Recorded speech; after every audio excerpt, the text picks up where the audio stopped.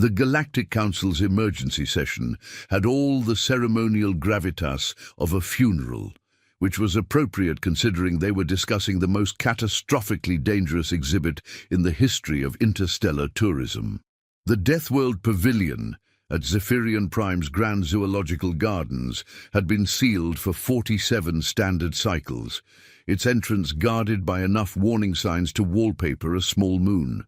"The statistics are undeniable," wheezed Councillor Blipnox, his tentacles gesticulating wildly as holographic death tallies floated around the chamber. 312 species have attempted entry. 312 species have been found cowering in corners, babbling about the horror, the absolute horror. The exhibit in question was a faithful recreation of what the galaxy's xenobiologists had classified as the most lethally hostile planet ever discovered, a blue-green nightmare called Earth. The pavilion contained specimens of the planet's most terrifying predators, weather systems that could kill you in 17 different ways, and plant life that seemed to exist solely to cause suffering. "The Vulcarians lasted 4 minutes, continued Blipnox, consulting his datapad with the enthusiasm of someone reading obituaries. "The Crystalline Collective managed 6 minutes before their formations literally shattered from fear. And the Zen Masters of Proxima, they achieved enlightenment all right, the enlightenment that they needed to get the hell out." What made it worse was that the exhibit wasn't even complete. The zoo's researchers had been forced to water down the lethality by approximately 90% just to prevent immediate cardiac arrest among visitors. The friendly version of Earth still contained bears that could crush titanium, snakes that could kill you by looking at you wrong, and something called Australia that defied all known laws of physics and common sense. "We should demolish it," suggested Councillor Zep-Zep, his usually cheerful demeanor dampened by the grim statistics. "Cut our losses and build something sensible, like a nice peaceful exhibit about the gas giants of Nebula 7. But fate, as it often does, had other plans. Plans that arrived in the form of a battered cargo ship broadcasting on emergency frequencies, carrying the first human delegation to ever reach Zephyrian Prime. Captain Sarah Mitchell stepped off the transport with the casual confidence of someone who had just survived a 3-month journey through space in what was essentially a flying tin held together by duct tape and sheer bloody-mindedness. Behind her came her crew. Dr. James Kepler, a xenobiologist who collected dangerous species the way others collected stamps. Engineer Rosa Santos, who could fix anything with enough coffee and creative swearing, and Communications Officer Tommy Chen, who had somehow managed to learn 47 alien languages during the journey. "Welcome to Zephyrian Prime," announced the greeting committee, a collection of beings that looked like they had been designed by committee and assembled by someone with a sense of humor.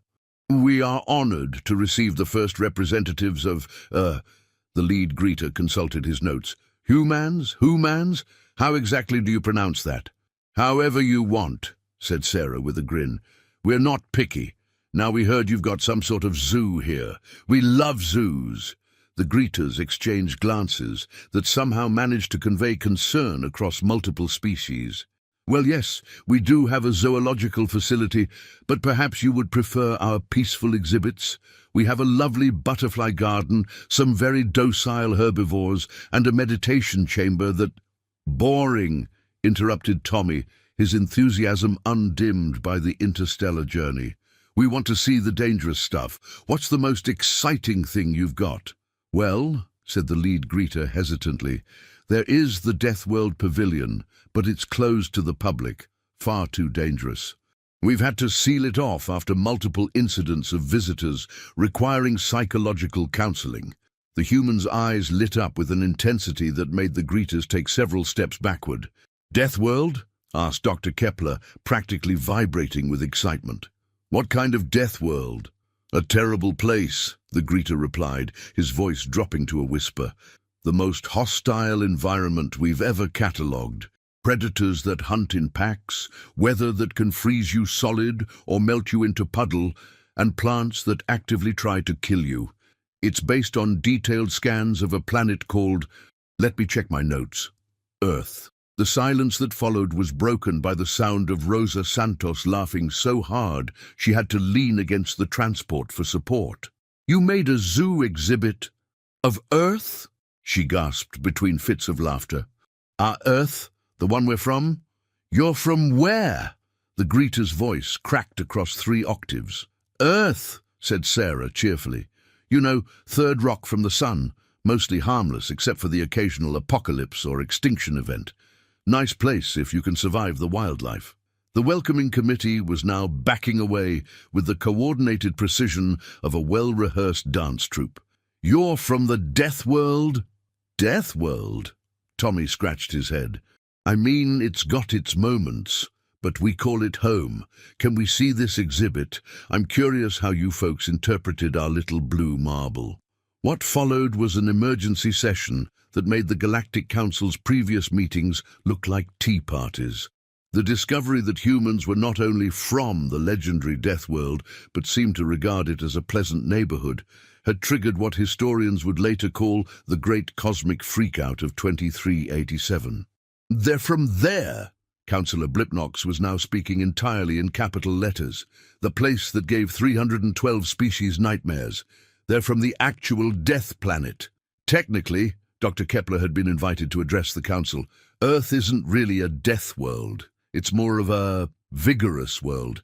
Sure, we've got some challenging wildlife, but most of it's quite manageable once you know what you're doing." "Challenging?" Blipnox's tentacles were now tied in knots. "Your planet has creatures that can kill you with their urine." "Well, yes, but that's just the box jellyfish," Dr. Kepler replied reasonably. "And they're mostly in Australia. We just avoid swimming there during certain seasons." "It has seasons of death?" No, just seasons when the box jellyfish are more active. Australia's got loads of things that can kill you. Drop bears, huntsman spiders, crocodiles, snakes, sharks, blue-ringed octopuses, cone snails, stonefish, irukandji jellyfish and cassowaries. Oh, and the plants.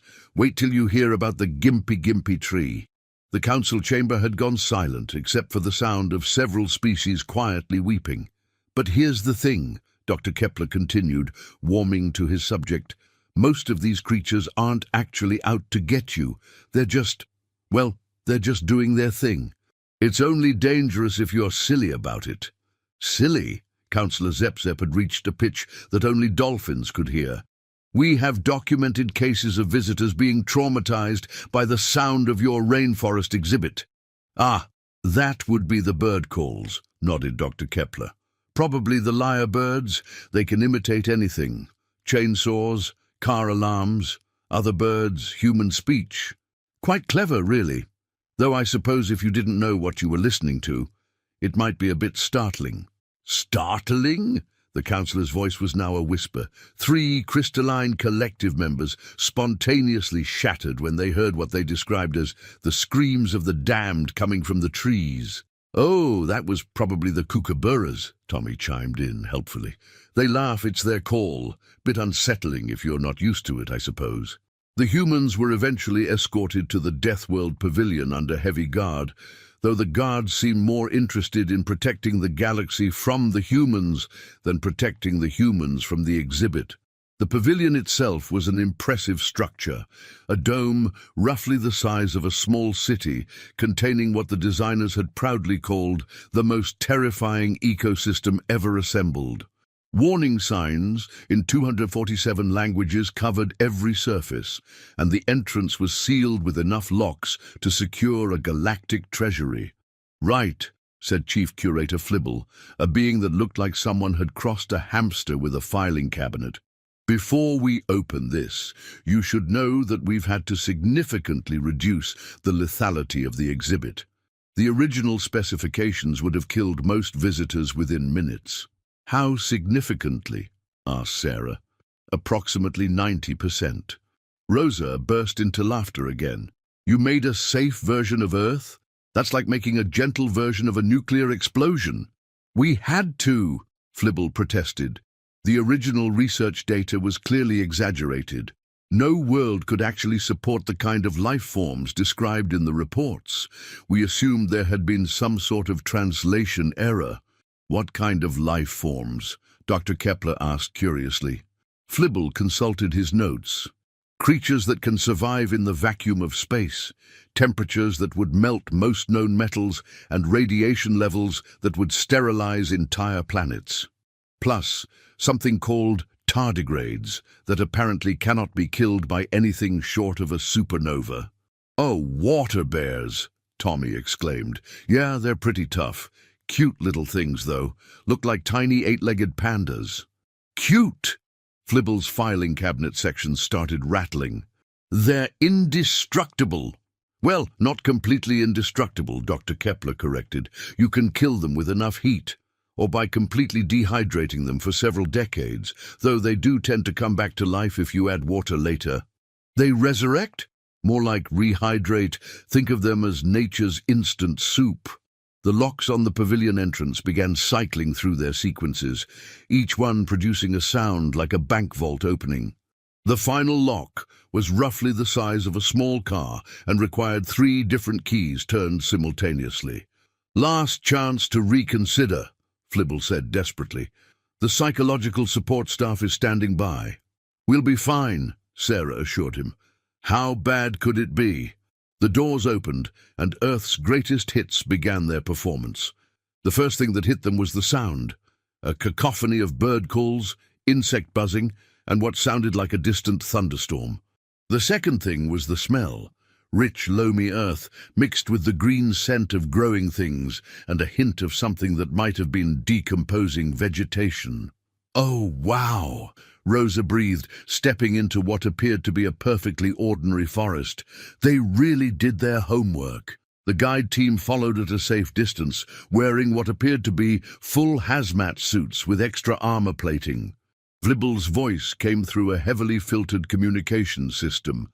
That's the temperate forest section. It contains 17 different species of predators, 43 varieties of poisonous plants, and weather systems that can kill you in multiple ways. It's beautiful. Dr. Kepler was already examining the plants with the enthusiasm of a kid in a candy store. Look at these ferns, and is that a real oak tree? The detail work is incredible. Real? Flibble's voice cracked. It's all real. We couldn't simulate the lethality, so we had to import actual specimens. You brought real Earth plants and animals here? Sarah asked, suddenly more alert. Well, yes, but we've contained them in a completely secure environment with multiple fail-safes, and his explanation was cut short by the sound of something large moving through the underbrush, something that was making a low, rumbling sound that seemed to come from deep in its chest. Oh, fantastic! Doctor. Kepler was practically bouncing with excitement. What did you bring for the large predators? We managed to acquire a small population of what the research data called bears. But don't worry, they're behind a force field that could stop a battle cruiser. The rumbling sound was getting closer, and it was becoming clear that whatever was making it was not small. What kind of bears? Tommy asked, though his grin suggested he already knew the answer. The files just said, Ursus arctos horribilis, Flibble replied. We assumed the horribilis part was some sort of scientific designation. Grizzly bears, Sarah translated, her own grin widening. Oh, this is going to be fun. What emerged from the underbrush was indeed a grizzly bear, though it was clear that several months of zoo life had not diminished its impressive presence. It was roughly the size of a small spacecraft and moved with the casual confidence of something that had never met a problem it couldn't solve by eating it. The bear looked at the humans with what appeared to be mild interest, then at the guide team in their protective suits with what appeared to be amusement, and finally at the force field with what appeared to be professional curiosity. The force field is rated for 12 tons of impact force, Flibble said proudly. There's no way any Earth creature could... The bear reached out with one massive paw and gently tapped the force field. There was a brief flicker, a sound like an electrical short, and then nothing. That's not possible," Flibble whispered. "Oh, that's just Murphy's Law," Rosa said cheerfully. "Anything that can go wrong will go wrong, usually at the worst possible moment." D. The bear, having apparently decided that the force field was more of a suggestion than a barrier, began to walk toward the group with the unhurried pace of something that had all the time in the world. "Run!" Flibble screamed, his voice reaching frequencies that made the universal translator give up and start producing random static. The guide team scattered in every direction, their protective suits making them look like a group of very small, very scared robots. Flibble himself managed to achieve what appeared to be a new land speed record for filing cabinets. The humans, meanwhile, stood their ground. "Hey there, big guy," Sarah said calmly, reaching slowly into her backpack. "You're a long way from home, aren't you?" The bear stopped and regarded her with the patient expression of someone waiting for an explanation. "I bet you're hungry," she continued, pulling out what appeared to be a sandwich wrapped in foil. "You probably haven't had decent food in months." "Sarah," Dr. Kepler said quietly, "that's a grizzly bear. They're apex predators. They can run 30 miles per hour, climb trees, and have a bite force that can crush a bowling ball." "I know," Sarah replied, unwrapping the sandwich. "I'm from Alaska. We have bears there too." She tossed the sandwich toward the bear, who caught it with surprising delicacy and examined it with the serious attention of a food critic. That's peanut butter and jelly," Tommy observed. "Bears love peanut butter," Sarah explained, "and this one's probably sick of whatever processed food they've been feeding him." The bear took a careful bite, chewed thoughtfully, and then sat down heavily. It was the sitting posture of a creature that had just discovered something wonderful and wanted to savor the experience. "He likes it," Dr. Kepler said unnecessarily. "Of course he likes it," Sarah replied. "It's proper food. I bet they've been feeding him some sort of nutritionally balanced zoo kibble that tastes like cardboard." The bear finished the sandwich with the methodical precision of someone who had been waiting months for a decent meal. Then it looked at Sarah with what appeared to be hopeful expectation. "Sorry, big guy," she said, showing him her empty hands. "That was my lunch. But I'll bring you something better next time." "Doo-dee-dee," the bear nodded, a gesture that seemed to transcend species barriers, and then wandered back into the underbrush with the satisfied air of someone who had just had a pleasant social interaction. "That was impossible!" Flibble's voice came from somewhere behind a tree. "Earth predators are supposed to be mindlessly aggressive killing machines." "Who told you that?" Dr. Kepler asked, genuinely curious. "The research data. Every report describes them as engines of destruction, living weapons designed by evolution to cause maximum carnage." "Well, they can be dangerous," Sarah admitted, "but they're not monsters. They're just animals trying to make a living. Most of them would rather avoid a fight if they can." "But the reports!" Flibble emerged from his hiding spot, his filing cabinet section still rattling nervously. "Creatures that hunt in coordinated packs, that can track prey across vast distances, that never give up once they've selected a target." "That sounds like wolves," Tommy said. "But again, they're not evil. They're just doing what wolves do. They hunt, they raise their families, they play with their pups. It's all quite ordinary, really." The group continued deeper into the exhibit, past sections labeled temperate rainforest, desert ecosystem, and tropical wetlands. Each area was populated with Earth's greatest hits: snakes that could kill you with a look, spiders the size of dinner plates, and plants that seemed to exist solely to cause suffering. "This is the Australia section," Flibble announced as they approached an area that seemed to radiate menace. "We've had to seal it off completely. The psychological impact was too severe."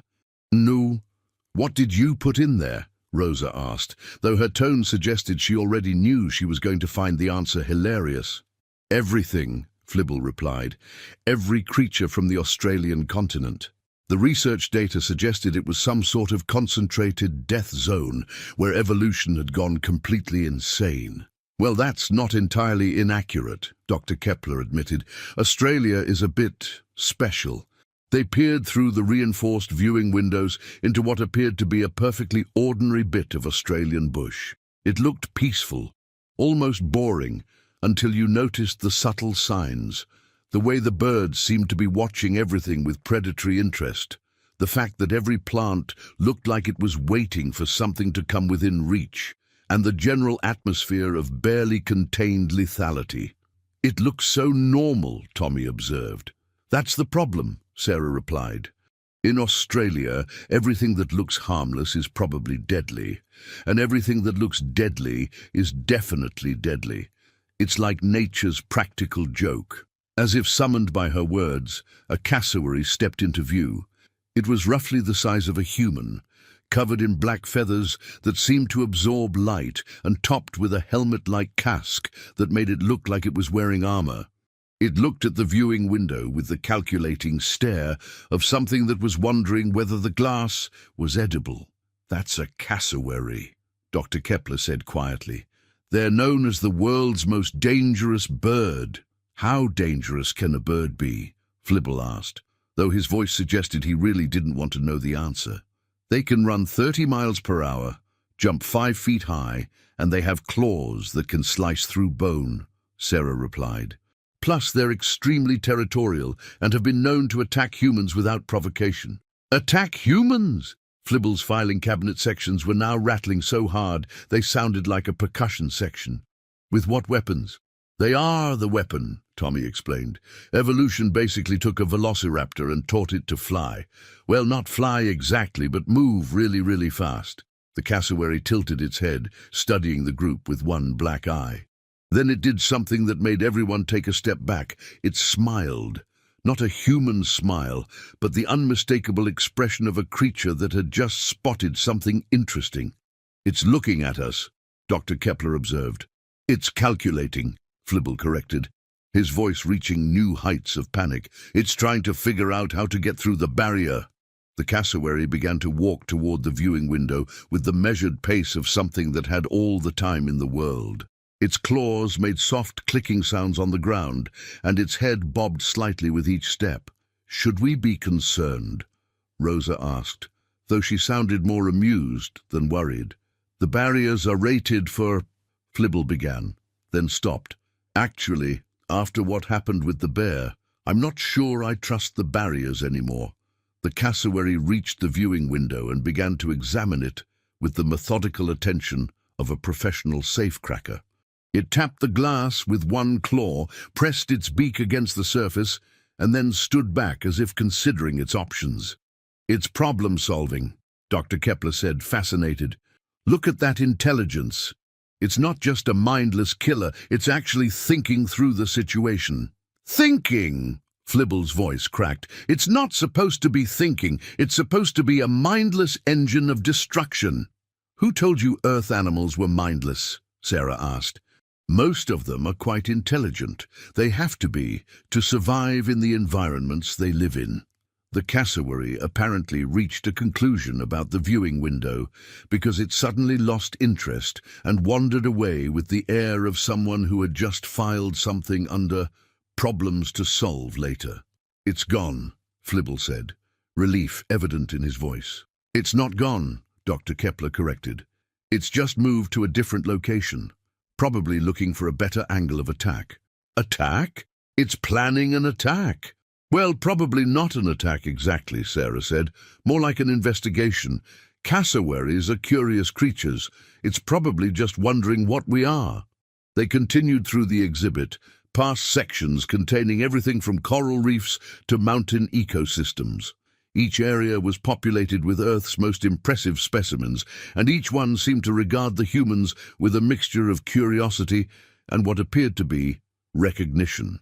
"They know you're from their world," Flibble observed, his voice filled with wonder and terror.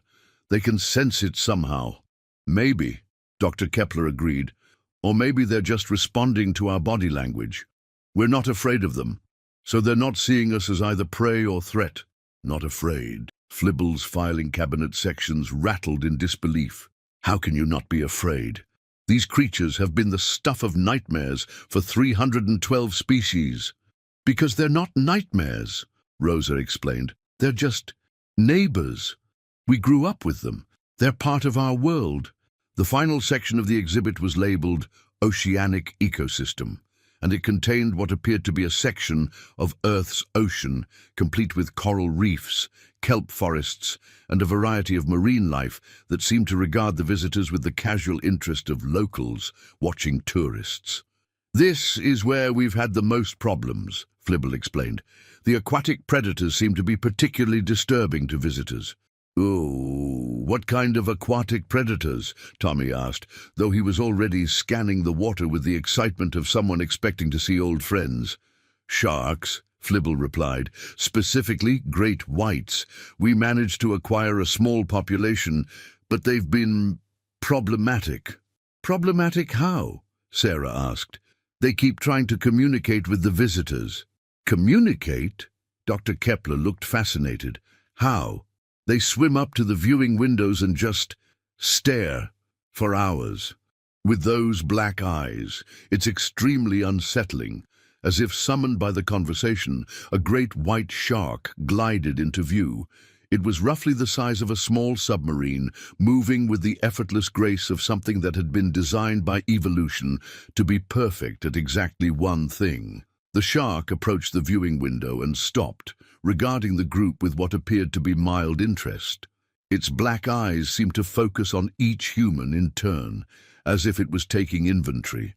That's a beautiful animal, Dr. Kepler breathed. Look at that perfect design. Millions of years of evolution, and they got it right the first time. It's terrifying, Flibble corrected. It's a living torpedo designed to kill anything that moves. It's really not, Sarah said, studying the shark with professional interest. Sharks are actually quite cautious. They'd much rather avoid a confrontation than risk injury. The shark seemed to be listening to the conversation. Its head tilted slightly, as if it was trying to make sense of the sounds coming from the other side of the glass. It's eavesdropping, Tommy observed with delight. Sharks can't eavesdrop, Flibble protested. They don't have the cognitive capacity for complex behavior. They can hear, Dr. Kepler replied, and they're much more intelligent than most people give them credit for. Some species show problem-solving abilities, social learning, and even what appears to be personality. Personality? Flibble's voice was approaching frequencies that only bats could hear. Oh yes, Sarah agreed. Each one is different. Some are curious, some are cautious, some are playful. They're individuals, not just biological machines. The shark seemed to approve of this assessment, because it began to move in what appeared to be a slow, graceful dance. It rolled gently, showing its pale belly, then righted itself and swam in a wide circle before returning to the viewing window.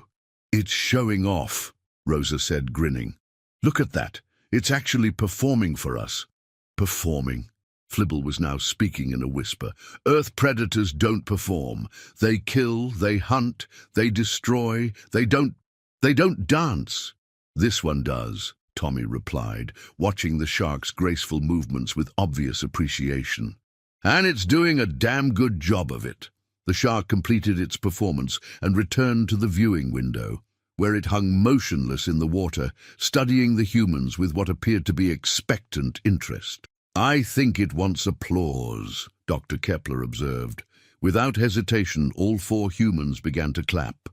The sound was muffled by the water, but the shark seemed to understand the gesture, because it performed what could only be described as a bow before swimming away with obvious satisfaction. That was impossible. Flibble's voice had gone beyond panic and into the realm of existential crisis. Earth predators are supposed to be mindless killing machines. They're not supposed to be artists. Who told you they were mindless? Sarah asked gently. Most of Earth's predators are highly intelligent. They have to be to survive in a competitive environment. But the reports, the research data, Every single study describes them as engines of destruction, living weapons designed by evolution to cause maximum carnage. Those reports were probably written by people who had never actually encountered Earth wildlife, Dr. Kepler suggested.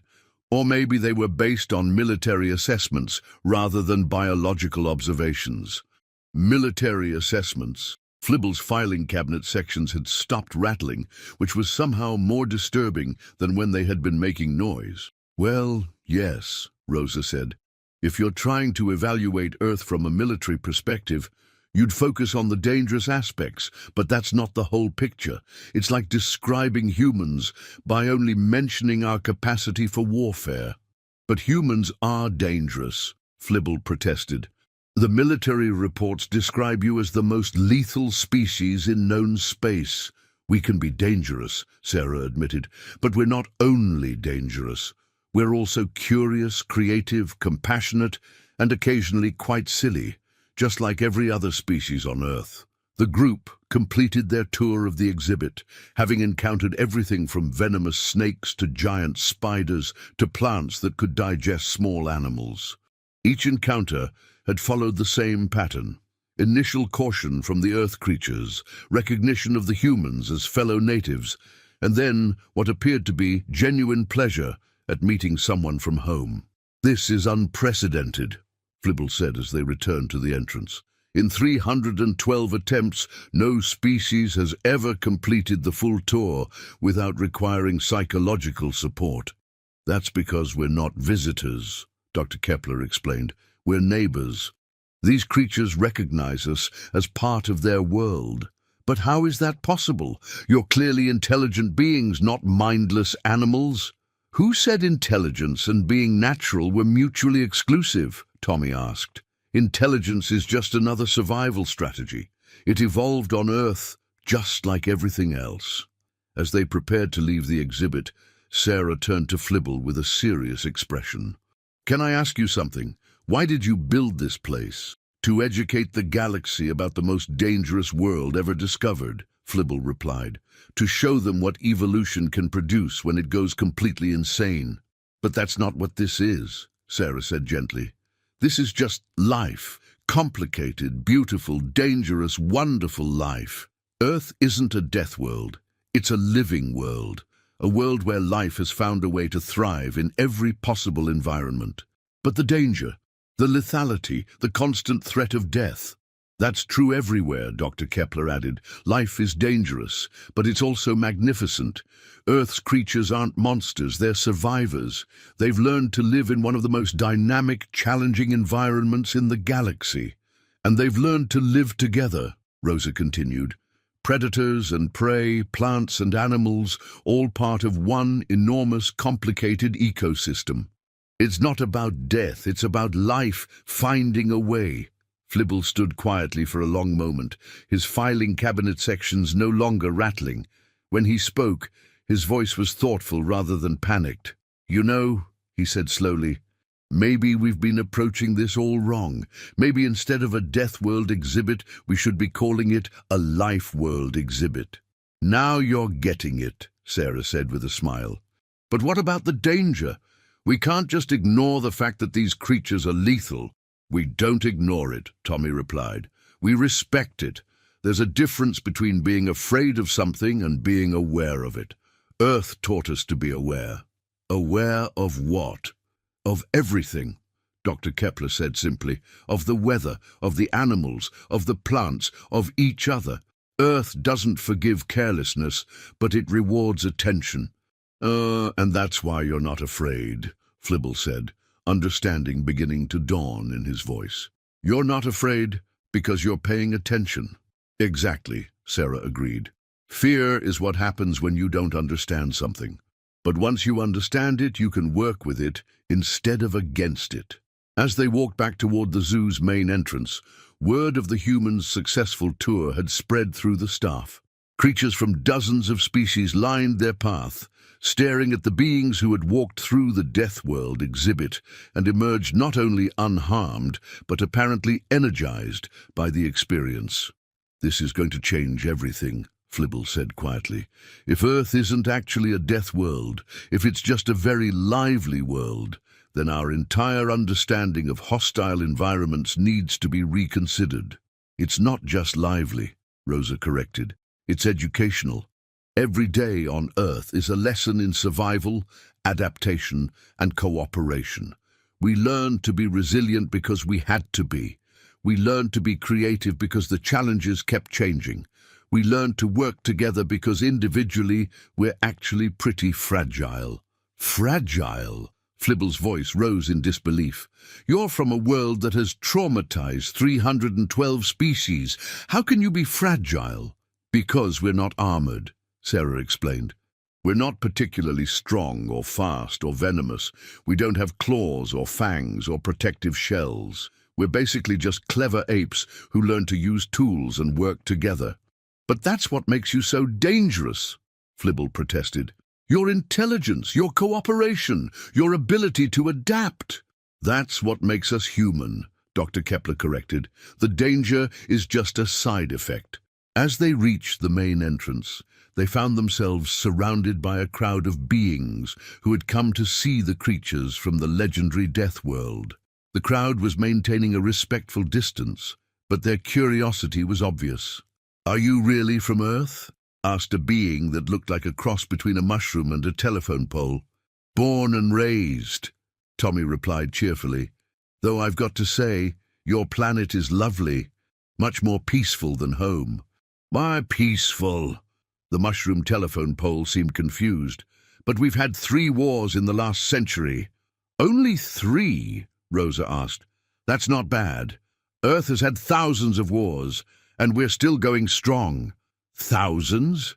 The crowd took a collective step backward. "Well, we've had a lot of practice at making peace afterwards," Sarah said quickly. "We've gotten quite good at it, actually. Most of our wars these days are fairly small and localized."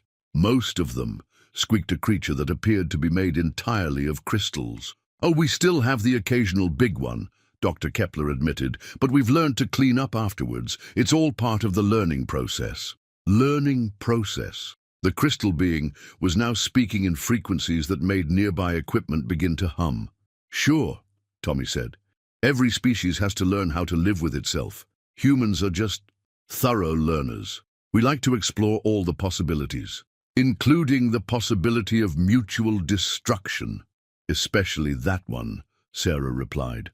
"Once you've looked that possibility in the face, everything else seems quite manageable." The crowd was now murmuring among themselves in a symphony of languages, dialects, and communication methods that ranged from traditional speech to bioluminescent patterns to what appeared to be organized static. "They're discussing whether to be terrified or impressed," Flibble translated helpfully. "Why not both?" Rosa suggested with a grin. "Terror and admiration aren't mutually exclusive. We feel both about our own planet most of the time." "You're afraid of your own world?" asked a being that resembled a walking tree with too many eyes. "Respectfully cautious," Dr. Kepler corrected. "Earth has taught us that overconfidence is usually fatal. We've learned to appreciate things that can kill us." "Appreciate them."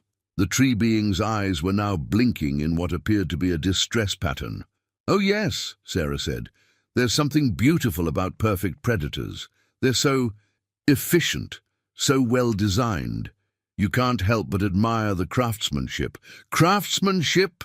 squeaked the crystal being. "You speak of lethal creatures as if they were artwork." "In a way they are," Tommy replied thoughtfully.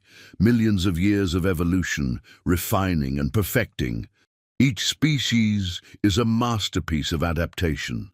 The crowd's murmuring had evolved into something that sounded like a philosophical debate conducted in 47 languages simultaneously.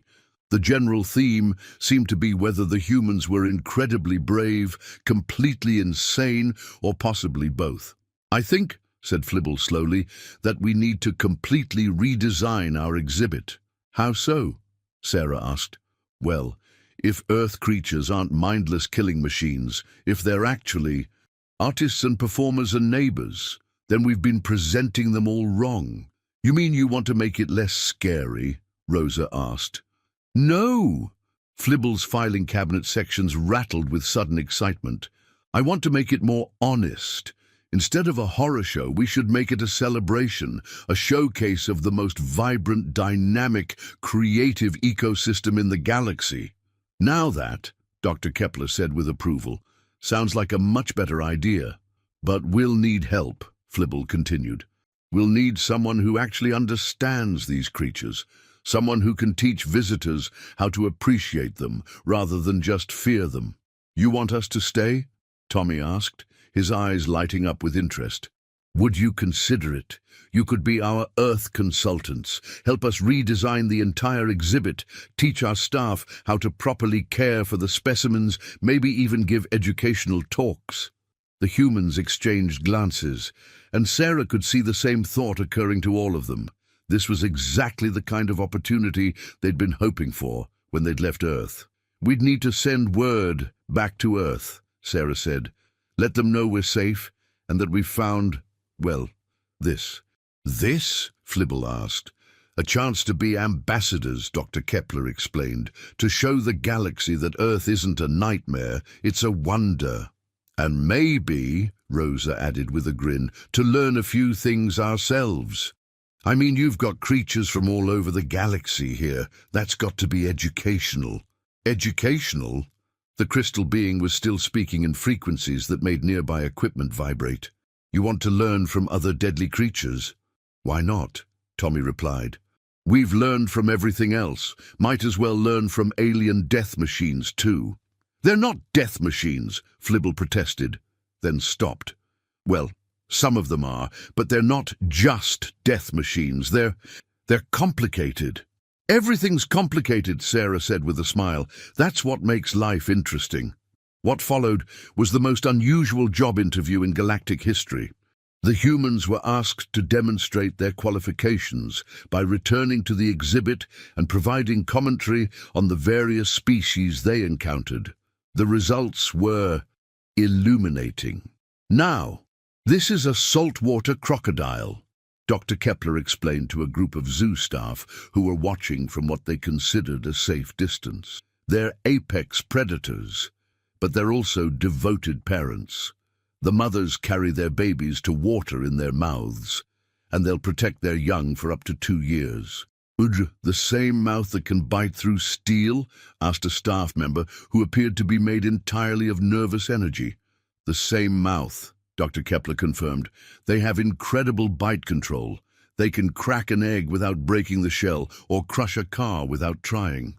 That's impossible, the nervous energy being protested. How can something be both gentle and destructive? Practice, Sarah replied simply. Lots and lots of practice. Most Earth creatures are much more nuanced than their reputations suggest. They moved to the next exhibit, where a Komodo dragon was sunning itself on a rock. The massive lizard regarded the group with the lazy interest of someone who had just finished a large meal. Komodo dragons, Rosa explained, are the largest living lizards on Earth. They can grow up to 10 feet long and weigh over 150 pounds. They're also venomous, intelligent, and excellent swimmers. Venomous? The nervous energy being was now vibrating at frequencies that made nearby glass resonate. Their saliva contains anticoagulants, Dr. Kepler added, but they're also surprisingly social. They play with objects, recognize their keepers, and some even enjoy being petted. Petted? The entire staff group took a collective step backward. Well, by people who know what they're doing, Tommy clarified. You wouldn't want to just walk up and start scratching behind the ears. They're not dogs. What are dogs? Asked Flibble, consulting his notes. The research data mentions them frequently, but the descriptions are confusing. Dogs are... Sarah paused, trying to figure out how to explain dogs to beings who had never encountered them. They're wolves that decided to be friends with humans. We domesticated them, or maybe they domesticated us. It's hard to tell. You domesticated wolves? The nervous energy being was now speaking in frequencies that only dolphins could hear. Well, not exactly, Dr. Kepler corrected. We formed a partnership. They help us hunt. We share our food and shelter. It's worked out pretty well for both species.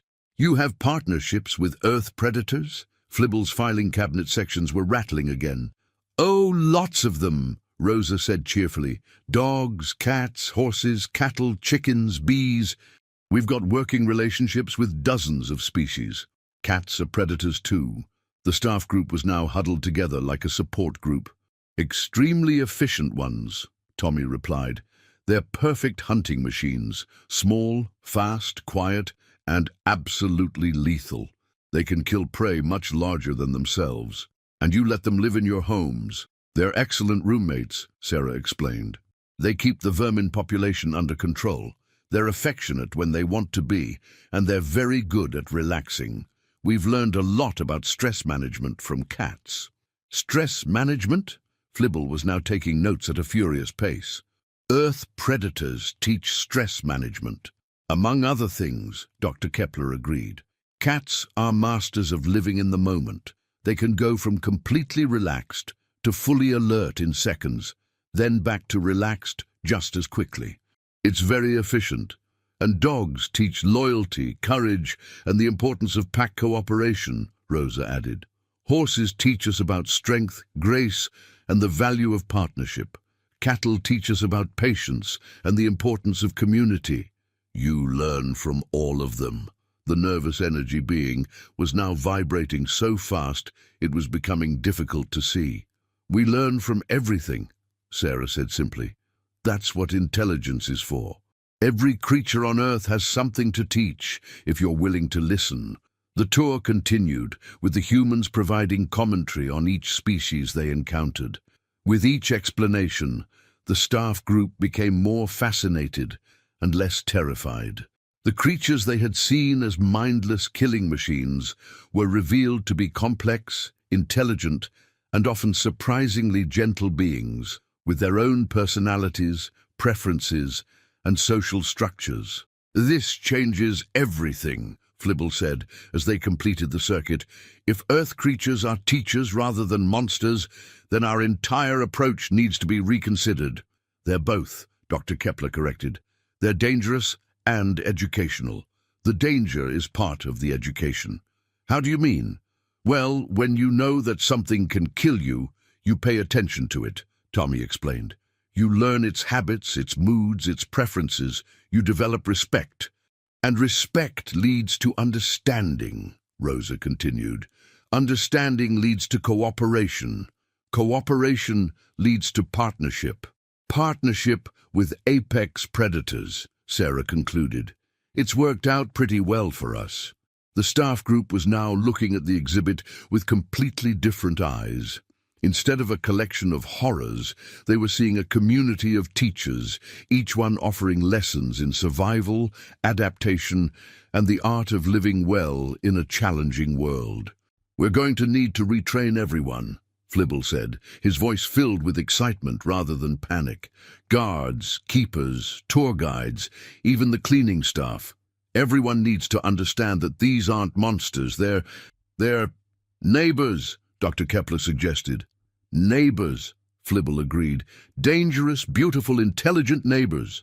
And we're going to need to redesign the entire visitor experience, added a staff member who appeared to be made of crystallized enthusiasm. Instead of trying to terrify people, we should be trying to educate them.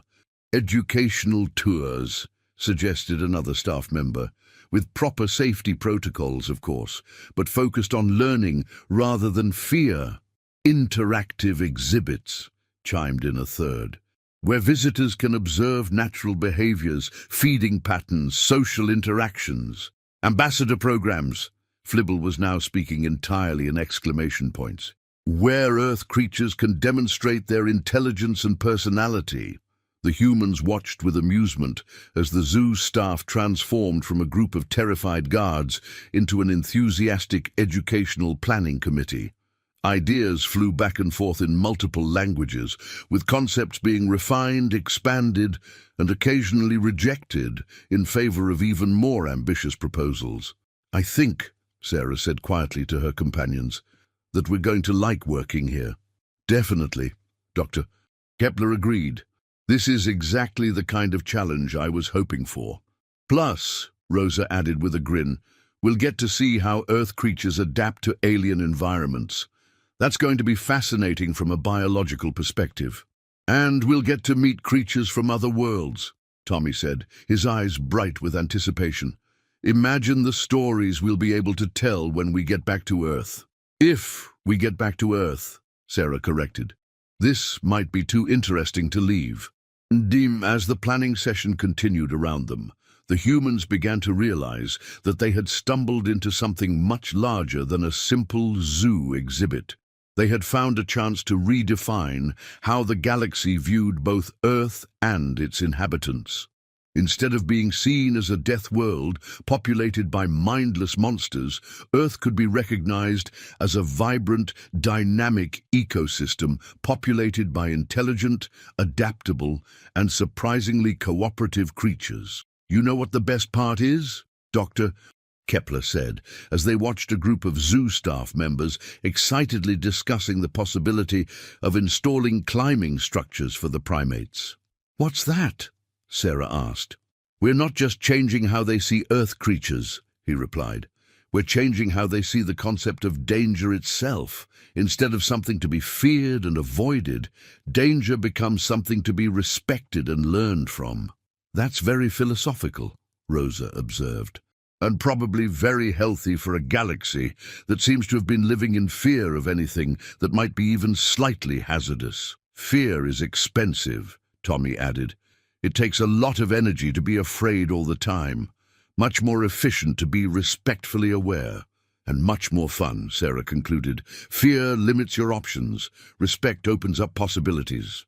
But, as if to demonstrate this point, the great white shark they had encountered earlier appeared at the viewing window of the oceanic exhibit. It hung motionless in the water, studying the animated discussion taking place among the staff members. "It's curious," Dr. Kepler observed. "It wants to know what all the excitement is about." "Should we introduce it to the staff?" Rosa asked. "I think they're ready for a more personal interaction." "Let's see," Sarah said, approaching the viewing window. The shark immediately focused on her, its black eyes following her movements with intelligent interest. "Hey there," she said softly, placing her hand flat against the glass. "Sorry about all the noise. We're just planning some improvements to your home." The shark tilted its head, a gesture that seemed to transcend species barriers. Then it did something that made everyone in the area stop talking and stare. It placed its nose against the glass, directly opposite Sarah's hand. "Incredible," Flibble breathed. It's trying to make contact." "It's succeeding," Sarah corrected, her voice filled with wonder. "Look at that intelligence. It knows we're here, it knows we're aware of it, and it's choosing to interact."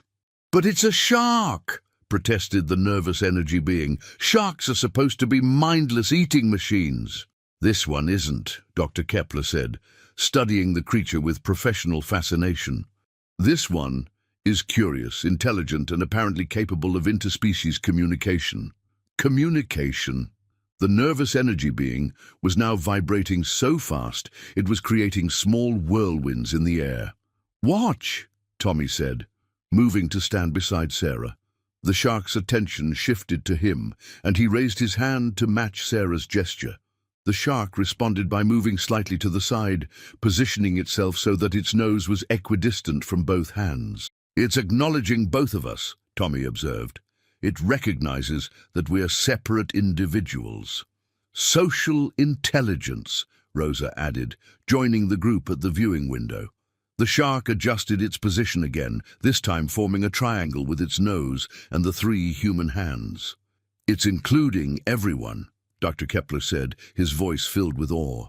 "It's not just recognizing us as individuals, it's recognizing us as a group. And it wants to be part of the group," Sarah said softly. "It's not trying to hunt us or threaten us, it's trying to connect with us." The shark hung in the water for several more minutes, maintaining its position in the triangle formation. Then, as if satisfied with the interaction, it performed a graceful roll and swam away, leaving the humans and the staff staring at the empty water in amazement. "That was," Flibble began, then stopped. "I don't have words for what that was." "That was communication," Dr. Kepler said simply. Cross-species, cross-cultural, cross-evolutionary communication, and it was initiated by the shark. The predator reached out to us, Rosa added, not to hunt, not to threaten, but to connect. Because it recognized something in us, Tommy concluded. Something that transcended the fact that we're different species from different worlds. What did it recognize? Asked the nervous energy being, its vibrations now settling into a more stable pattern. Intelligence, Sarah replied. Curiosity. The desire to understand and be understood. The same things that drove us to leave Earth and explore the galaxy. The staff group was now looking at the exhibit with expressions that ranged from wonder to something approaching reverence. The realization that they had been caring for not just dangerous animals, but intelligent beings capable of complex thought and emotion had transformed their entire perspective. We're going to need to completely restructure our approach, Flibble said, his voice filled with determination. This isn't just about education anymore. This is about diplomatic relations. Diplomatic relations. The crystallized enthusiasm being was now sparkling with ideas. You mean like ambassadors? Exactly like ambassadors, Dr. Kepler agreed.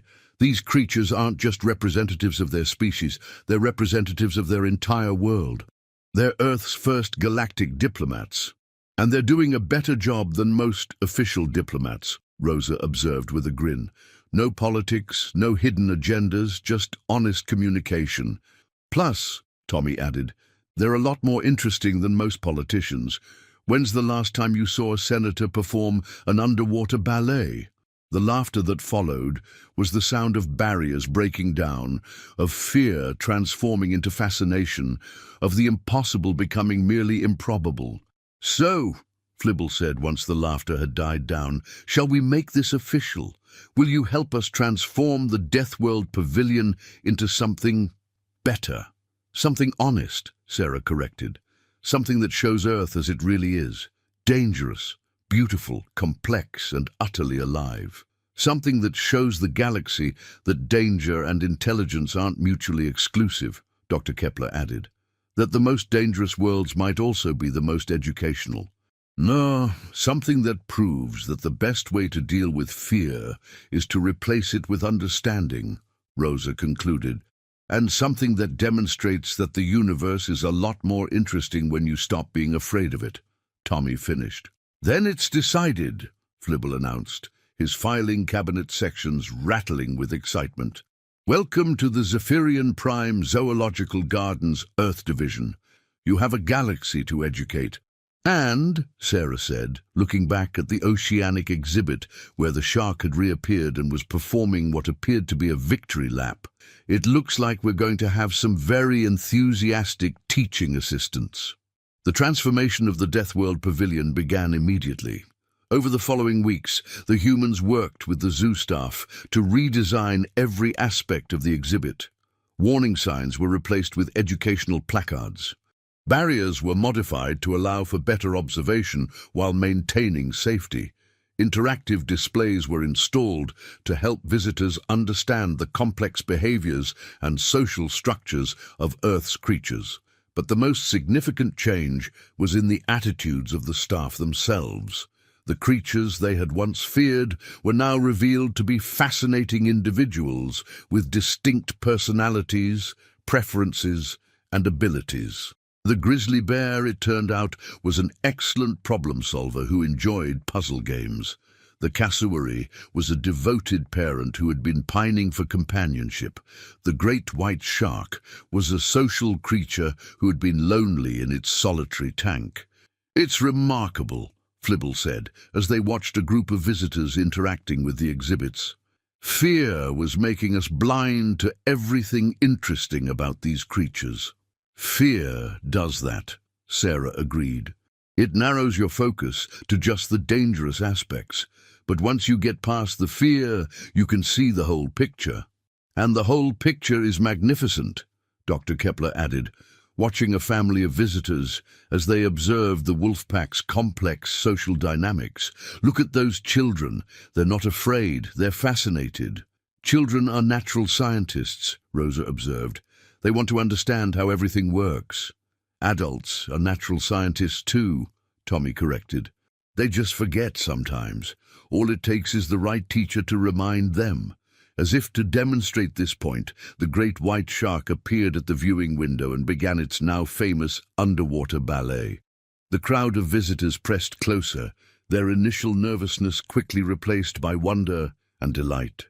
"Ladies, gentlemen, and distinguished beings," announced the tour guide, a creature that looked like a cross between a praying mantis and a public speaker, "you are witnessing one of the most remarkable examples of interspecies communication in the galaxy.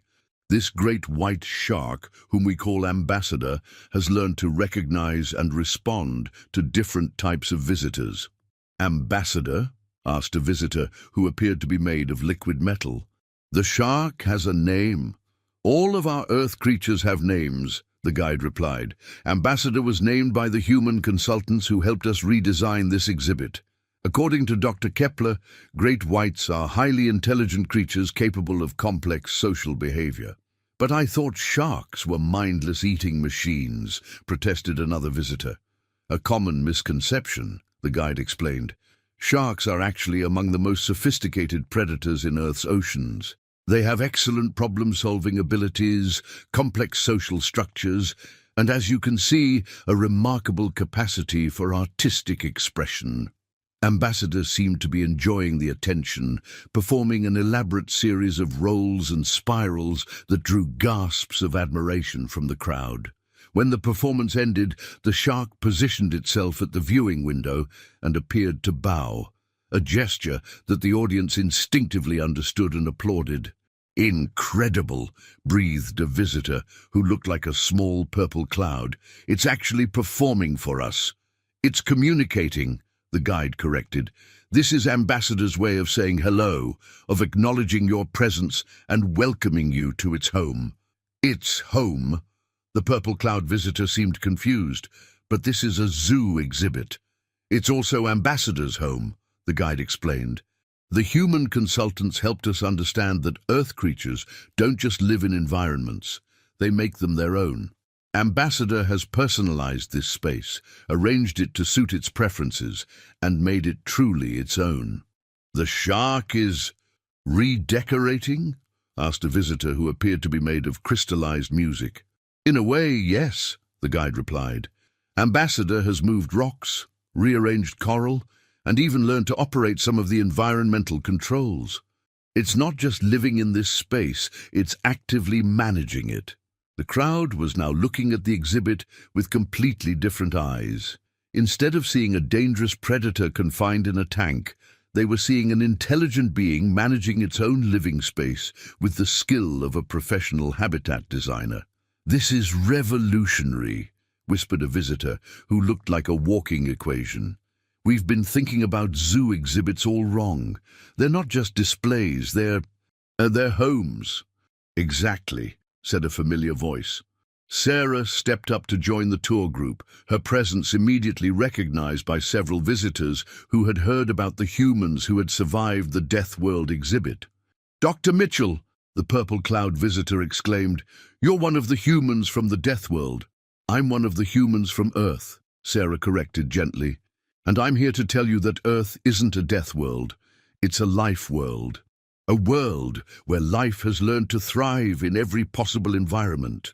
"But the danger," protested the liquid metal visitor. "The reports describe creatures that can kill you in dozens of different ways." "That's true," Sarah agreed, "but they can also teach you dozens of different ways to live. Every creature on Earth is a master of survival, adaptation, and making the most of challenging circumstances." "Like Ambassador?" asked the crystallized music visitor. "Exactly like Ambassador," Sarah replied. "Sharks have been perfecting their survival strategies for over 400 million years. They've survived multiple extinction events, adapted to changing oceans, and learned to thrive in environments that would kill most other species. And now Ambassador is teaching us, the guide added. Every day, we learn something new about intelligence, adaptation, and the art of living well in a challenging environment. Madame, what has Ambassador taught you? Asked the walking equation visitor. Patience, Sarah replied. Efficiency, the importance of understanding your environment, the value of calculated risks, and the fact that even the most dangerous creatures can be gentle when they choose to be. As if summoned by the conversation, Ambassador appeared at the viewing window again, this time carrying what appeared to be a piece of coral arranged in a decorative pattern. The shark presented its creation to the crowd, holding it steady so that everyone could see the intricate arrangement. Ambassador is showing us its artwork, the guide explained. It's been creating these coral sculptures for several weeks now. Each one is different, each one is beautiful, and each one demonstrates a level of aesthetic sense that we never imagined possible in a predator. A predator that creates art, whispered the purple cloud visitor. That's impossible. Nothing's impossible, Dr. Kepler said, joining the group. It's just unexpected. Earth has taught us that intelligence and creativity can emerge in the most surprising forms. But why? Asked the liquid metal visitor. Why would a predator create art? Why do any of us create art? Tommy asked, appearing beside Dr. Kepler. Because we can. Because it's beautiful. Because it makes us happy. Because it's a way of expressing who we are. An ambassador is expressing who it is, Rosa added, completing the human quartet. A creature that is dangerous, yes, but also intelligent, creative, and capable of beauty. Just like everything else on Earth, Sarah concluded. Dangerous and beautiful, lethal and loving, simple and complex, all at the same time. The tour group stood in silent wonder, watching as Ambassador carefully arranged its coral sculpture with the concentration of a master artist. When the shark was satisfied with its creation, it stepped back, or rather swam back, and regarded its work with obvious pride. Ladies, gentlemen, and distinguished beings, the guide announced, you have just witnessed something that has never been documented in galactic history, an apex predator creating art for the pure joy of creation, and sharing it with beings from other worlds, Dr. Kepler added. Ambassador isn't just creating art, it's engaging in cultural exchange. Cultural exchange. The walking equation visitors' symbols were rearranging themselves in patterns that suggested intense calculation. You mean the shark is participating in diplomacy? The very best kind of diplomacy, Sarah replied. Honest, creative, and based on mutual respect rather than fear. And it's working, Rosa observed, watching as more visitors gathered around the oceanic exhibit. Look at those faces. Nobody's afraid anymore. They're fascinated. Fear is expensive, Tommy said, repeating his earlier observation. Fascination is profitable. It opens minds, creates connections, and makes the universe a more interesting place. And a safer place, Dr. Kepler added. When you understand something, you can work with it instead of against it. As the weeks passed, the transformed Deathworld Pavilion, now renamed the Earth Life Pavilion, became the most popular attraction in the galaxy. Visitors came from across known space to see the creatures from the legendary Deathworld, but they left with something completely different, an understanding that danger and beauty, lethality and gentleness could coexist in the same being. The success of the exhibit led to other changes throughout the zoo. Creatures from other worlds that had been classified as dangerous were reassessed, and many were found to be misunderstood rather than malevolent. The zoo's mission evolved from containment and display to education and cultural exchange. You know what the best part is, Flibble said, as they watched a group of young visitors participating in a predator appreciation workshop. We're not just teaching them about Earth creatures. We're teaching them about the nature of life itself. Life is complicated, Sarah agreed, and that's what makes it beautiful. Plus, Dr. Kepler added with a grin, it's given us the best job in the galaxy. How many people can say they're professional ambassadors for an entire planet? And how many people get to work with colleagues like Ambassador? Rosa asked, waving at the great white shark who was performing its daily ballet for a group of delighted visitors. Speaking of Ambassador, Tommy said, I think it's trying to tell us something. They turned to see the shark at the viewing window, holding what appeared to be a new creation, a complex arrangement of coral, shells, and seaweed that seemed to shimmer with an inner light. It's beautiful, whispered Flibble. But what does it mean? I think, Sarah said slowly, studying the intricate patterns, it's a map. A map of what? Dr. Kepler asked. Of the galaxy, Sarah replied. Look at the arrangement, those spiral patterns, the way the light catches the shells. Ambassador is showing us the galaxy as it sees it. But how would a shark know about galactic geography? Rosa asked. The same way it knows about art, Tommy replied, by being a lot more intelligent than we originally thought. As they watched, Ambassador carefully positioned its creation so that the light from the exhibit's artificial sun created complex patterns on the walls of the tank. The patterns seemed to shift and dance, creating what appeared to be a three-dimensional map of local space.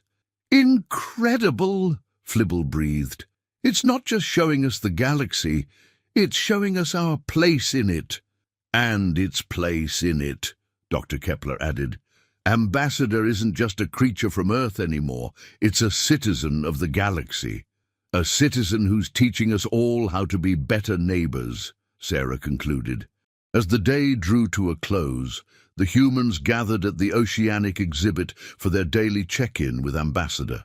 The shark appeared at the viewing window, its latest creation still visible in the background. So, Sarah said, placing her hand against the glass, what do you think of your new home? Ambassador tilted its head, a gesture that had become its signature response to direct questions. Then it performed a slow, graceful roll that seemed to express contentment and satisfaction. I think that's a yes, Dr. Kepler interpreted. Definitely a yes, Rosa agreed. And I think, Tommy added, that Ambassador has just given us our next challenge. What's that? Sarah asked. Teaching the galaxy that intelligence isn't just about being like us, Tommy replied. It's about being the best version of whatever you are. And Ambassador, Dr. Kepler concluded, is definitely the best version of what a shark can be. As they prepared to leave for the day, Ambassador performed one final display, a complex sequence of movements that seemed to incorporate elements from all of its previous performances, creating something entirely new and beautiful. Ladies, gentlemen, and distinguished beings, announced the evening tour guide to a group of late visitors, you are witnessing the premiere of Ambassador's latest masterpiece. This performance, which we call Symphony in Blue, represents months of artistic development and demonstrates the remarkable creative capacity of Earth's ocean predators. It's dancing, whispered a visitor who appeared to be made of liquid starlight. The shark is actually dancing. Ambassador is doing more than dancing, the guide replied. Ambassador is showing us what it means to be truly alive, dangerous enough to survive, intelligent enough to thrive, and creative enough to make the universe a more beautiful place. And that, Sarah said quietly to her companions, is the real lesson of Earth. What's that? Dr. Kepler asked. That life isn't about being safe, Sarah replied. It's about being magnificent.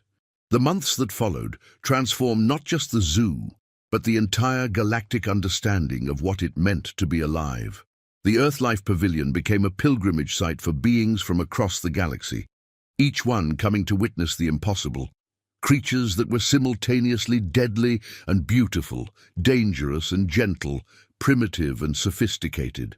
But perhaps the most remarkable transformation was in the creatures themselves. No longer treated as mindless monsters, they began to reveal abilities that had been hidden by fear and misunderstanding. The grizzly bear, whom they had named Professor, developed a talent for solving complex puzzles and began teaching problem-solving workshops for visiting students. The cassowary, christened dancer, created elaborate choreographed performances that drew audiences from across the sector. Even the plants began to respond differently, with the Venus flytraps, dubbed the chorus, apparently learning to coordinate their movements in response to different types of music. "It's as if they were waiting," Flibble observed, as they watched Professor demonstrate the solution to a particularly challenging spatial reasoning puzzle. "Waiting for someone to recognize their intelligence." "Intelligence is like any other ability," Dr. Kepler replied. "It grows stronger with use and recognition." For months these creatures were treated as mindless beasts, so they had no reason to demonstrate their cognitive abilities. "But now they're showing off," Rosa added with a grin, watching as Professor carefully arranged a series of colored blocks in a pattern that would have challenged most graduate students. "They're proud of being smart." "They should be," Tommy said. "Look at that concentration. Professor is enjoying the mental challenge." As if aware of the conversation, Professor completed the puzzle and then turned to face the observation window. The bear's expression was unmistakably one of satisfaction and pride, and when the gathered visitors applauded, Professor actually took a bow. "Remarkable!" exclaimed a visitor who appeared to be made of crystallized mathematics. "The creature understands applause." "Professor understands a lot more than applause," Sarah replied. "Bears are among the most intelligent mammals on Earth. They have excellent memories, complex problem-solving abilities, and sophisticated social structures." "Social structures?" asked another visitor, this one resembling a mobile library. "You mean they live in communities?" "Not exactly communities," Dr. Kepler explained, "but they have complex relationships with other bears, elaborate mating rituals, and very sophisticated parenting behaviors. Bear mothers are among the most dedicated parents in the animal kingdom." "And the most protective," Rosa added. "The phrase, 'don't mess with Mama Bear,' exists for a reason." As if summoned by the conversation, Professor approached the viewing window and pressed one massive paw against the glass. The gesture was clearly an invitation for interaction. "Professor wants to say hello," Tommy interpreted, moving to place his hand opposite the bear's paw. "Should that be allowed?" asked the crystallized mathematics visitor nervously. "I mean, it's still a predator." "So are we," Sarah pointed out. "Humans are persistence hunters. We're designed to chase down prey over long distances until it collapses from exhaustion. You're predators." The mobile library visitors' books began fluttering in what appeared to be distress. "But you're so civilized." "Being civilized and being predatory aren't mutually exclusive," Dr. Kepler explained. "Civilization is just a more sophisticated form of hunting and gathering. We hunt for knowledge, we gather resources, we form alliances to improve our survival chances." "But you don't eat other sapient beings," protested the mobile library visitor. "No," Tommy agreed. "We've evolved past that necessity. But the underlying drives are still there. The need to explore, to compete, to overcome challenges, to protect our families and communities. And those same drives," Rosa added, "are what allowed us to leave our home planet and explore the galaxy. Predatory instincts channeled into exploration and discovery." Professor seemed to be following the conversation with interest, his intelligent eyes moving from speaker to speaker. When Rosa finished, the bear made a sound that was somewhere between a grunt and a chuff, a noise that sounded remarkably like agreement. "Did Professor just agree with you?" asked the crystallized mathematics visitor. "Bears are excellent listeners," Sarah replied. "They're also quite opinionated. Professor has very definite views about proper puzzle construction, acceptable food quality, and visitor behavior. The bear has opinions." The mobile library visitors' books were now fluttering so rapidly they were creating small air currents. "Oh yes," Dr. Kepler confirmed. Professor has made it clear that he prefers puzzles with geometric patterns over random configurations, that he finds classical music more conducive to problem-solving than modern compositions, and that he absolutely refuses to perform for groups larger than 30 individuals. Performance anxiety, Tommy explained helpfully, quite common among intelligent species. You're describing the bear as if it were a person, the crystallized mathematics visitor exclaimed. Not a person, Sarah corrected, but definitely an individual with preferences, personality, and agency. Just because Professor isn't human doesn't mean he isn't a thinking, feeling being. Agency? The mobile library visitor had gone very still. You mean the ability to make independent choices? Exactly, Rosa replied. Professor chooses when to engage with visitors, what puzzles to attempt, and how to express himself. Nobody forces him to perform. He does it because he enjoys the mental stimulation and the social interaction. As if to demonstrate this point, Professor stepped back from the viewing window and returned to his puzzle collection. He selected a particularly complex three-dimensional maze and began working on it with the focused concentration of someone who genuinely enjoyed intellectual challenges. Incredible, whispered the mobile library visitor. We've been thinking about zoo animals all wrong. They're not exhibits, they're residents. Residents with jobs, Tommy corrected. Professor is our chief puzzle consultant. His feedback has helped us design better educational tools for visitors from species with different cognitive structures. The bear is a consultant.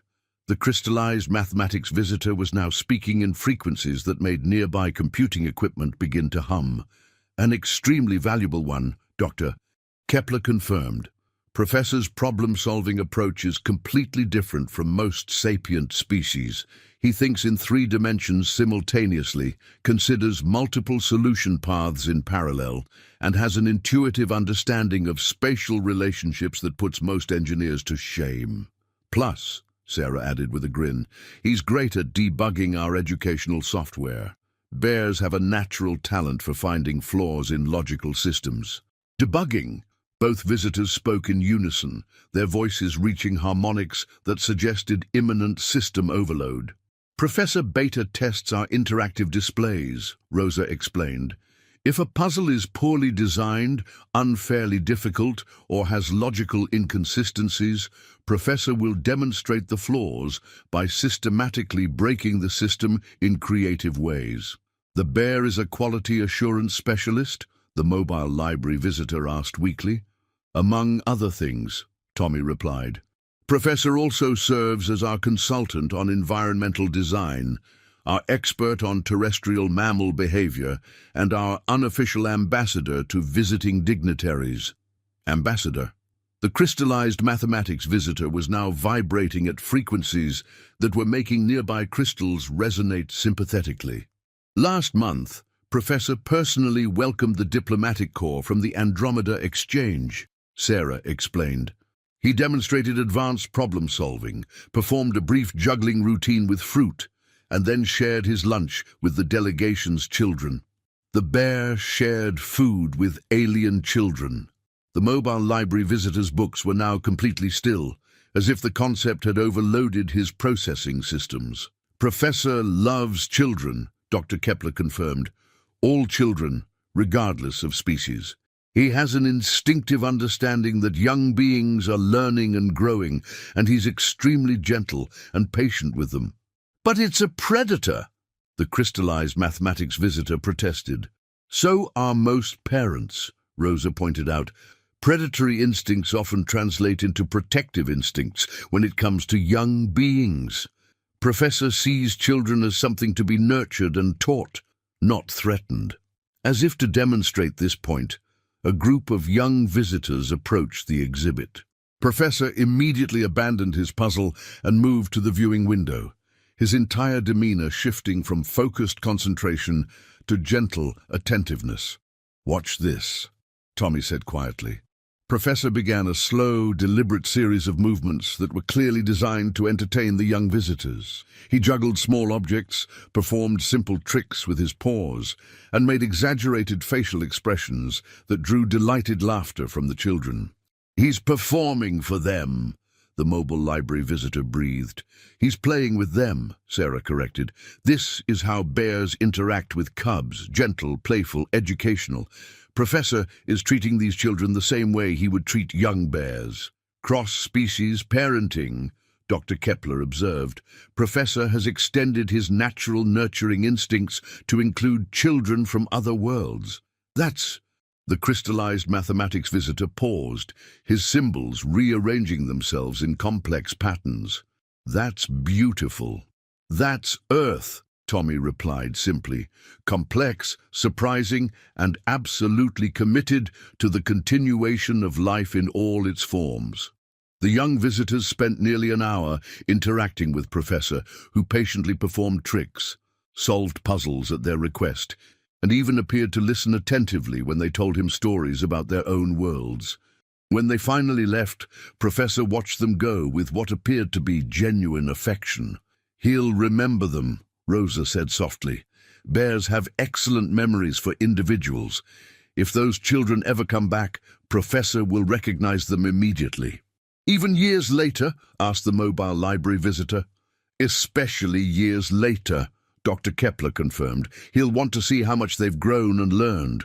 "That's—" And the crystallized mathematics visitor was now sparkling with what appeared to be tears. "That's the most beautiful thing I've ever heard. And it's completely normal behavior for Earth mammals," Sarah added. "We form long-term relationships. We remember individuals. We care about each other's welfare across species boundaries. Is that why humans were able to integrate so easily with our society?" the mobile library visitor asked. "Because you're naturally inclined toward interspecies cooperation." "Partly," Tommy replied, "but also because we've had a lot of practice. Earth taught us that diversity is strength, that different perspectives solve different problems, and that cooperation is more effective than competition." "Competition is still important," Rosa clarified, "but it works best when it's embedded in a framework of cooperation. We compete to be the best we can be, not to destroy each other." "Like Professor and his puzzles," Dr. Kepler added.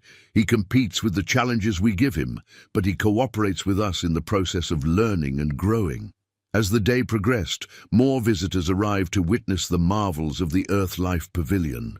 Each group left with a fundamentally altered understanding of what it meant to be alive, intelligent, and part of a larger galactic community. "You know what I find most remarkable?" Flibble said as they watched the last tour group of the day. 6 months ago, beings were lining up to see the most dangerous exhibit in the galaxy. Now they're lining up to learn from the wisest teachers in known space. "Same creatures," Sarah pointed out, "same abilities. The only thing that changed was our willingness to see them clearly." "Fear is like a dirty window," Dr. Kepler observed. "It distorts everything you're trying to see. Clean the window and suddenly everything becomes clear." "And beautiful," Rosa added, watching as Ambassador performed its evening dance for a group of philosophy students who were taking detailed notes. "Speaking of beautiful," Tommy said, "I think we should tell them about the other project." "Other project?" Flibble's filing cabinet sections perked up with interest. "We've been in communication with Earth," Sarah explained. "The success of the pavilion has attracted attention from the Global Ecological Council. They want to establish formal diplomatic relations," Dr. Kepler continued, "not just with individual species, but with the galactic community as a whole." "Diplomatic relations."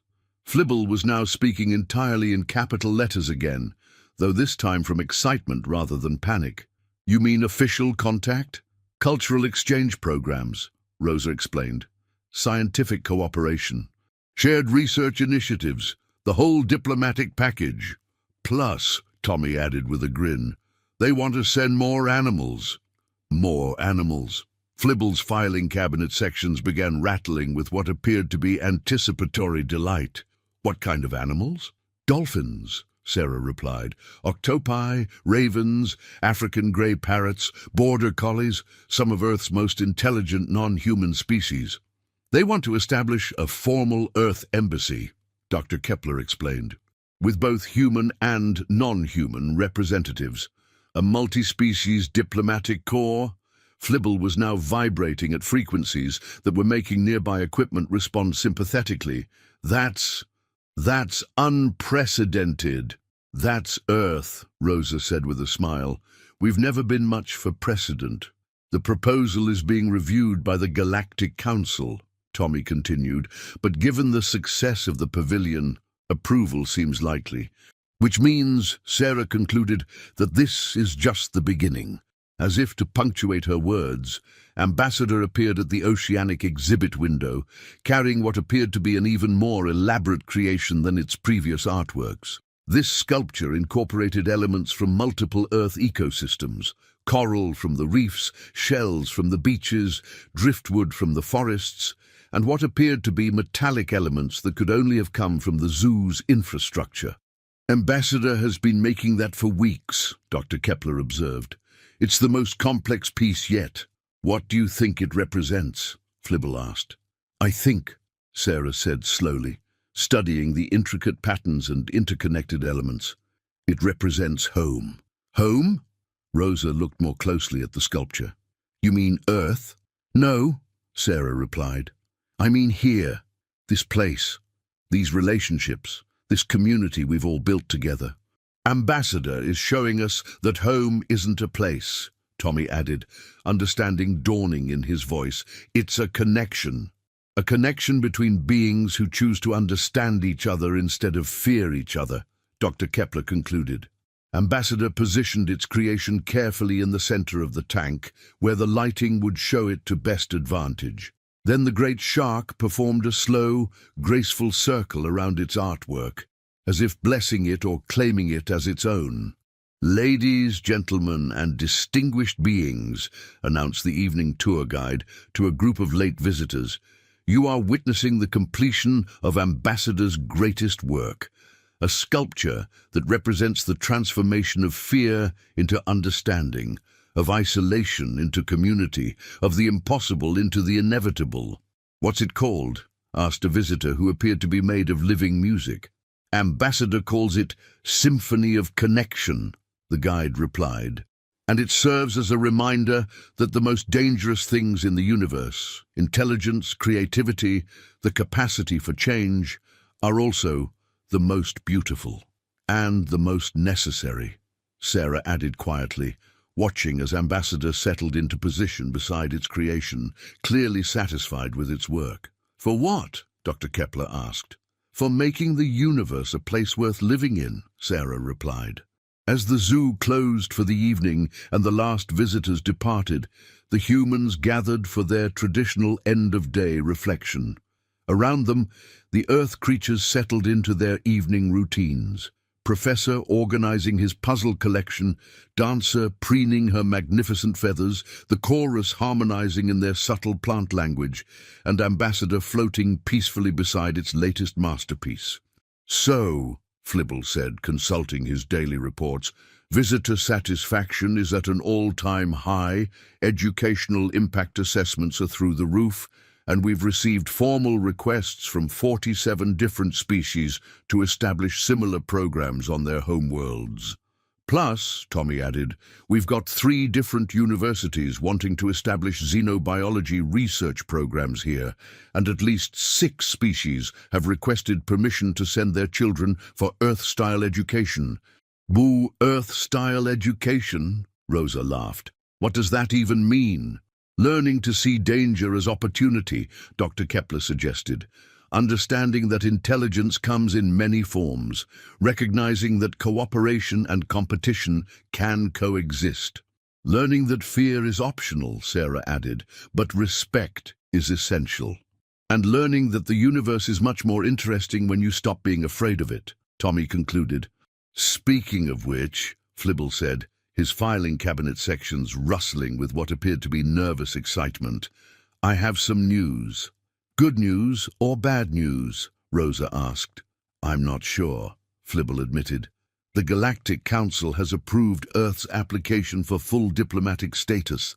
That's wonderful, Dr. Kepler exclaimed. Why aren't you sure if it's good news? Because, Flibble continued, they've also requested that Earth consider establishing similar exhibits on 300 other worlds. 300? Sarah's eyes widened. They want us to terraform 300 planets? Not terraform, Flibble clarified. Educate.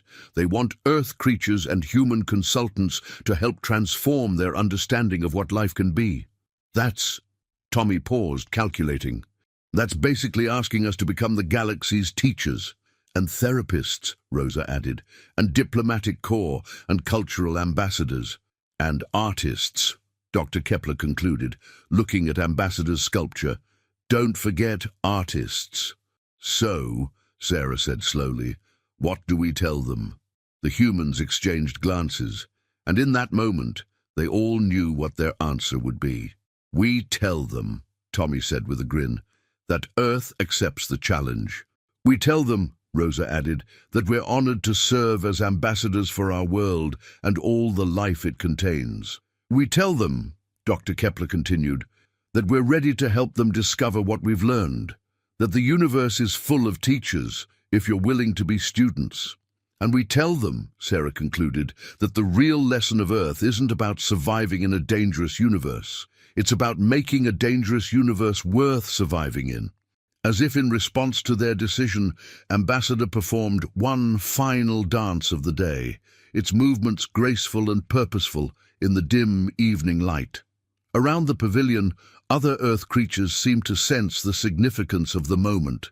Professor raised himself up on his hind legs in what appeared to be a gesture of approval.